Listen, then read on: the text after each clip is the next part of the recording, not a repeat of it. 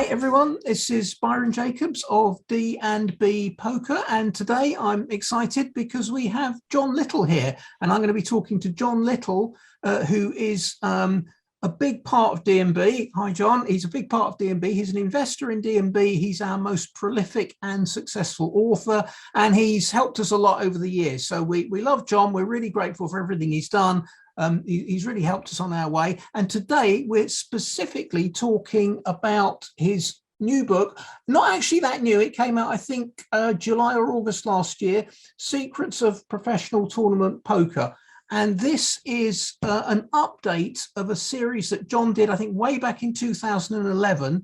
The first project that we did with John, he wrote a 2-volume Secrets of, similar title, Secrets of Professional Tournament Poker, putting down kind of like everything he knew about poker at the time. Obviously, that was 10 years ago. Now the game has changed, so we've got the new updated version of that original series. So, John, hi, how you doing? Great. Everything's great on my end. So Secrets of Professional Tournament Poker. The essential guide is, you say it's a remake or an updated version, but really it's like a completely new book to some extent. Where I just go through everything that I know pertaining to how to win at poker tournaments. And funny enough, the first version was actually 3 different volumes, volume 1, 2, and 3. Sure. And I initially presented the book to you, and it was like 600 pages long. That's and you right. said, we cannot publish a 600-page book. No one publishes 600-page poker books, besides exactly Super System, right? And so you made me chop it in half, and then we went back and added an additional volume that was a bunch of hand history examples. And we've taken all of that, completely rewritten it and consolidated into one giant book. And a long time ago, it turns out a lot of stuff that I was doing was right, but I didn't necessarily know why it was right. Okay. And I didn't really know how to teach people to implement the strategies that I was using. I just told people the strategies I was using, which is a very different thing. And I've become a substantially better teacher over the last 10 years. And that's resulted in the book being better. So it's definitely a great book for everyone to check out. Okay, that's that makes a lot of sense, and I think the first thing that's interesting to explore is obviously the original volume back in 2011. We've had 10 years of poker since then, and it's been a very active time in the poker world. So when you were like writing the book, there must have been things that you looked at from 10 years ago, and you thought, yeah, that's still okay, that still works.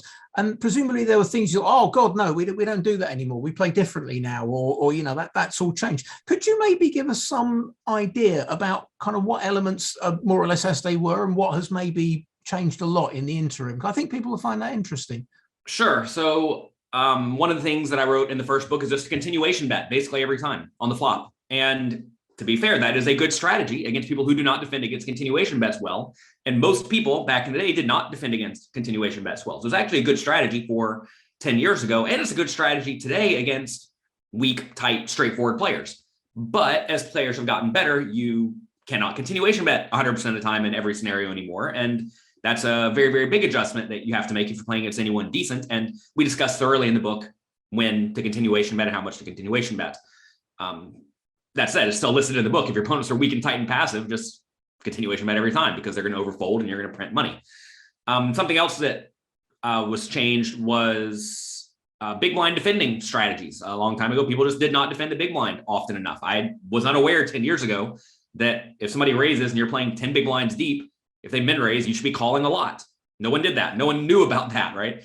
And we since have solvers that make it really clear. And if you think about it, it makes logical sense because you get to realize your equity. I don't think I didn't understand that poker was a game of realizing equity back then. I didn't really think in that framework whatsoever. But whenever you play a poker hand, you have some amount of equity, and your job is to realize as much of it as you can. And when you're shallow stacked, if you make any sort of hand, you get to get it in. So you always realize your equity very well. And I did not realize that back in the day. So like big blind defending strategies are something that's changed a lot as well. And I suppose the flip side of that is also that you're aware of trying to prevent the opponent from realizing their equity, which obviously comes to you if they don't realize that part of the equity that they're entitled to in the pot. Correct. Something else that changed a decent amount was small blind strategies. There are various strategies you can use from the small blind that are heavily dependent on your opponent, but you should be doing a lot of limping if you're trying to play the GTO strategy from the small blind, whereas I did not quite realize that back in the day. And to be fair, even today, I actually don't do a whole lot of limping in the small blind against players who are not world class. I'm usually just raising a ton and running them over because, again, they overfold on all betting rounds. but it's important to know the GTO strategy so that you can use those when you think your opponent plays very well, or if you don't know what your opponent does incorrectly. So it's important to know the GTO strategies, or at least close enough to the GTO strategies. And then you also need to know how to adjust to take advantage of whatever your opponent's doing correctly. Okay, that's good. Is there anything, I mean, you're talking there a lot about the positions from the button onwards, from the small blind, the big blind. You mentioned continuation betting. Is there much going on like on the later streets where what people have done? I mean, are people inclined to bluff more now with GTO knowledge or something like that? Is that changed much? The good players are. I mean, whenever you're talking about playing poker, you're always kind of discussing a bunch of different types of players and different types of strategies, right? So good players certainly bluff more on the river now because they realize you're supposed to be bluffing, and the hands that you bluff with are usually much more logical. Like a long time ago, I would just like bluff with any busted draw on the river if I thought it made sense. But quite often the busted draws are actually not the best hands to be bluffing with, because you block the busted draws that your opponents have that will automatically fold, which is kind of counterintuitive. Sometimes you end up on the river with nothing and you're supposed to just check it back if it's a busted straight flush draw or whatever. And that's kind of a weird concept that you would not know unless you are a super genius at poker or if you studied a lot, right? And I'm certainly not a super genius at poker, but I've studied a lot over the last 10 years, and that's allowed us to update the book substantially. But like just overbetting strategies on the river, for example, is something that's discussed, and that's something I didn't really do a long time ago. I would never 3x pot the river all in, or 2x pot the river all in, or even not all in, whatever. Tiny betting on the river out of position is something I never did a long time ago. But it turns out if you have a hand with like 50 to 55% equity against your opponent's range, betting minimum on the river out of position into a big pot is often the ideal strategy with those hands, plus a few bluffs and a few nut hands for balance purposes. And it's just a bunch of strategies that nobody really knew because no one had studied. And or if people did know to do it back then, they didn't necessarily know why, because there was no GTO solver that said, hey, this is clearly the right play, right? So a lot of scenarios come up where you just study and you find kind of weird corner cases that come up. Some of the spots come up more frequently than others, and you need to make sure you understand them. Leading strategies as well is something that I learned a lot about, particularly on the turn and the river. Whenever you're out of position and the board or the turn or river card increases your equity and nut advantage to some extent, those are spots where you should be leading a lot. So usually if there's like 3 low cards on the turn and the turn, or 3 low cards on the flop and the turn brings a 4th low card, that's really good for the out of position player quite often in the big blind. And they should be leading a ton. And I used to literally never lead. And now I actually lead a decent amount because there are some spots where you're just in such an advantage over your opponent's range that you're a big favorite, right? And when you're a favorite, you get to bet frequently. So just by studying a lot, you find a lot of spots that come up, and it's not like the spots come up all the time. So if you never use that play, it's not like you're torching a ton of equity, but you are torching some. And when you're playing high stakes tournaments against the best players in the world, you want to make sure that you're not torching any equity whatsoever. And that's stuff you learn over time by working hard and studying and collaborating with other poker players and improving your skills together. And this book is a great way for anyone to learn from me and everything that I've learned over the last 10 years, because it is a big book. It's 450 pages, something like that. It's a very chunky book. It's pretty sizable. Let's have a quick check. I think it's looks like 464. So it's pretty big. You can see that. Right. It's a big book, a chunky book. It covers all of the common spots that you will encounter. And if there's any spots not covered there, I have a training site, pokercoaching.com, that covers everything else. Whenever students email me a question, very often I reference the book. And if it's not covered in the book, I will make a video about it to make sure that all of your questions are answered. Okay. Now, obviously, you've written many books for us. I think we're up to 9 books that you've either authored or co-authored, or certainly been very heavily involved in. There's a bunch of them back there. I've been involved in one way or another in all of these books. That's pretty impressive, and a lot of them are big books, like 480 pages, 460. There's the two versions of Excelling, You're Mastering Small Stakes. So you've spent a fair amount of the last 10 years like writing books for D&B. So a lot of players that we've dealt with, they kind of struggle to write. Sometimes they find it difficult. They find it difficult to find the discipline to do it. You clearly love it, or at least you seem to do it very well. Is it something that you find helps you with your game? Does it help to consolidate your knowledge, clarify your understanding, or do you just like writing or something?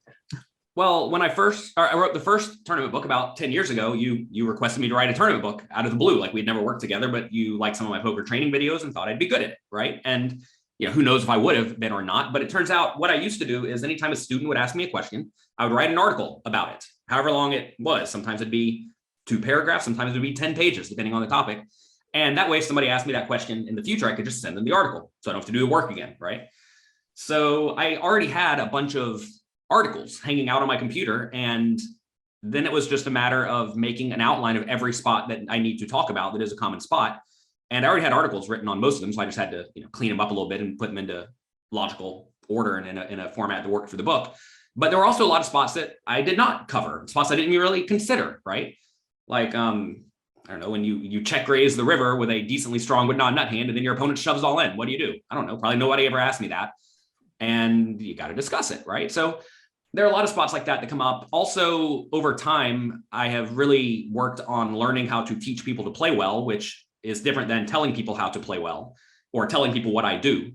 And I've worked really hard on developing implementable strategies that I can actually teach other people to use at the table that are close enough to the GTO strategy or logically organized in their head so they can know how to adjust from it, right?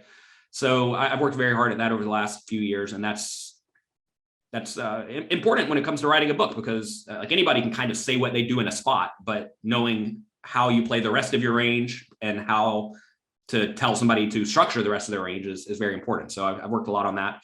But I wouldn't say I like love writing books, but I also don't mind writing books. It's a easy enough task for me because I just kind of write what I'm thinking. And I've studied and played poker a ton to where it's pretty logically organized in my head to the point that I'm just taking what's in my head and putting it on paper, as opposed to other people who have to do a lot of research and try to study a lot of spots. Like if you listen to interviews with authors, a lot of them talk about books taking many years to write. And I'm like, a book takes me, I don't know, a month to write, maybe. Everything to some extent. And if I don't know it, I have the resources to go and study the spot quickly and find the right answer. So the process of writing books is not so difficult for me, and I don't mind it. And we sell a lot of copies of it, so there's incentive to actually write the book. It's tough for a lot of people who are just getting into anything. If they don't have a big following or they are not good at it, you're not going to make a whole lot of money selling a book or a training video, right? So you need to have good promotion behind it. Fortunately, D&B has been very good at getting books in physical bookstores and whatnot, which is quite difficult to do. And the sales have been quite nice, and that's obviously an incentive to show up and keep doing the work. But my students like it. And I realized a long time ago that if I can spend some number of hours of my life to help 1,000 people enjoy poker more or win more money from poker, like that's just worth it, right? I mean, it seems like a logical trade.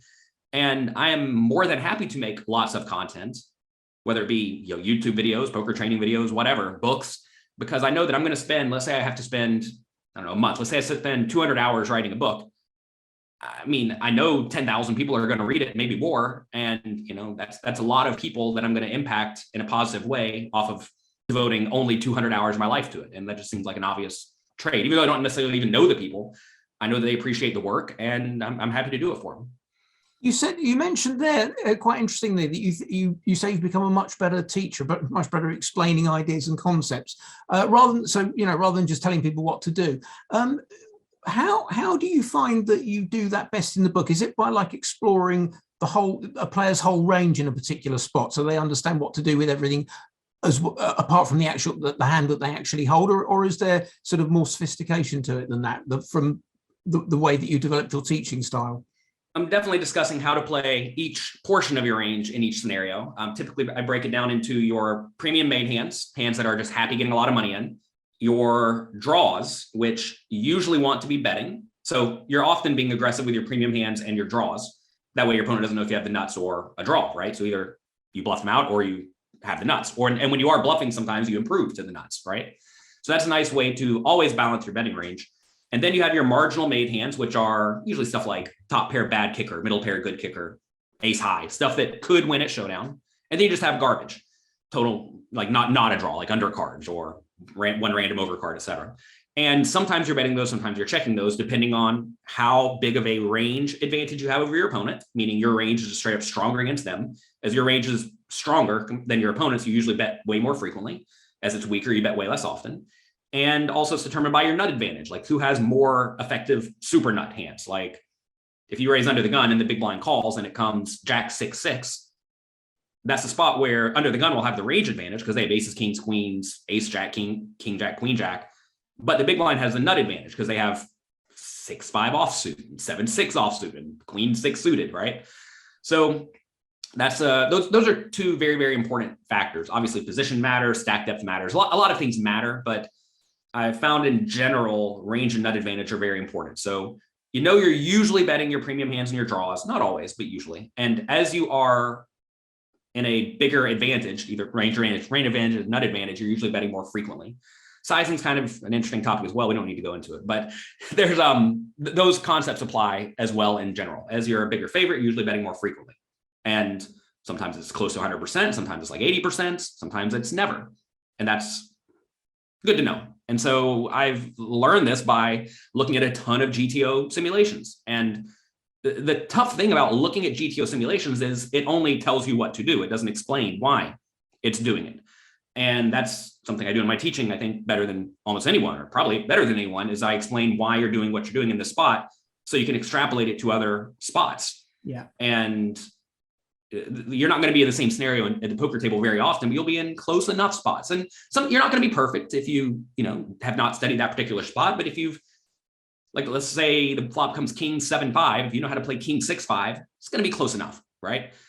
But in order to do that, you have to have looked at that spot and realized why the solver is doing roughly what it does. And by looking at a lot of GTO simulations, I generally know why the solver is doing what it's doing and can replicate it.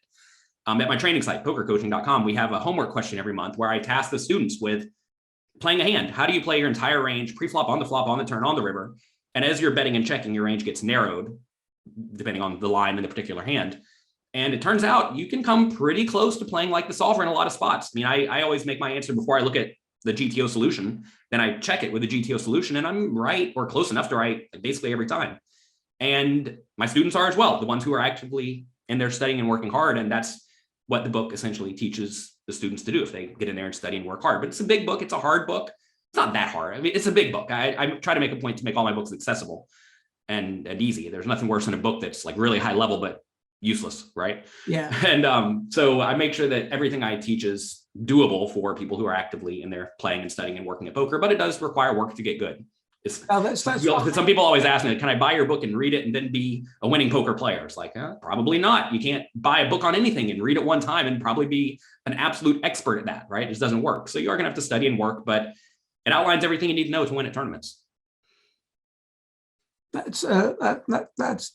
That's actually partly answered another question that I was thinking that people might be interested in. Obviously, one of the big changes in the last 10 years is the whole GTO stuff. For like maybe 5 years now, solvers have been available. And obviously you can play with these, and as you said, set up scenarios or look at things that have occurred in your hands. And I was wondering what you partly answered it already, but I was wondering your perspective. Are these really just tools for like the really serious professional players who have to be, extremely accurate and not make sure that they realize all their equity, as you alluded to earlier in these in these tough tournaments with big buy-ins? Or can a knowledge of GTO, I imagine many players who just play recreationally or a little more than recreationally are quite daunted by the whole GTO thing and kind of wonder if they really need to know about it. So what would your take be on that? That is it something that's mainly for like the really top level players, or presumably anyone can benefit, but should they get hung up on it, or how should they approach it? Well, so people view the idea of quote unquote GTO strategies in various ways. From a technical point of view, the GTO strategy is the perfect strategy against someone else who's also playing perfectly, which is actually not all that relevant because nobody plays perfectly, right? So what you really want to know is what I call adjusted GTO strategy, which is probably not the correct technical term for it, but it's essentially how would the solver play if it knows what your opponent does, right? And so let's say your opponent in your 1-2 no limit cash game is loose and splashy and a calling station pre-flop and on the flop, but really nitty when it comes to putting all their money on the river. You can go through and plug in that strategy into the solver, which is what you should actually care about. You shouldn't really care about how to play against a perfect opponent because your opponent plays nowhere near perfectly, right? And fortunately, the adjustments that the solver makes are usually like pretty logical. Like play better hands than your opponents in general, get to the river and bluff a ton, right? If they fold you often on the river, bluff a ton, obviously, right? So a lot of the adjustments are very obvious and logical. It's just a matter of being willing to do it. I mean, so many people tell me their opponents in calling stations or their opponents in small stakes games are calling stations, but then I delve into their hands and they like bet too small, or they don't bluff the river for a bunch of money. And it turns out if you make it free for your opponent to stay in by the river, yeah, they're going to stay in by the river because it's free or cheap, right? So you need to understand what your opponent's doing correctly, and then you need to maximally exploit them. But you need to have a starting point so you know what reasonable poker looks like to begin with. And if you're not a really strong expert poker player or just like naturally gifted at the game, you're not going to know what a reasonable strategy looks like because you're just guessing, right? Some people naturally play way too tight, some naturally play way too loose. I mean, I was naturally on the weak tight side. I wanted to make sure I had the nuts before I put in any money, right? But that was not ideal. So I had to learn and I had to study. And if anything, now I err on the more aggressive side because I realize most other people are kind of like that. They don't want to go work at a job all day and then have to call it off on the river with middle pair. Like nobody wants to do that.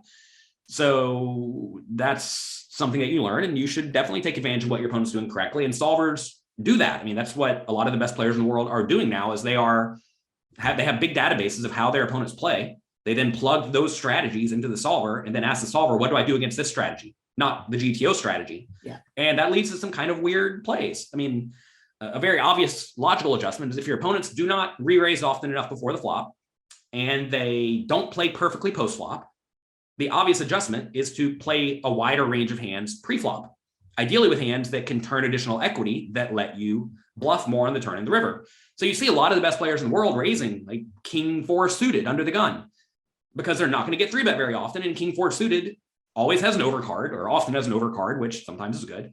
And it makes flushes, right? Suited connectors are hands you can also raise if you're not going to get re-raised very often.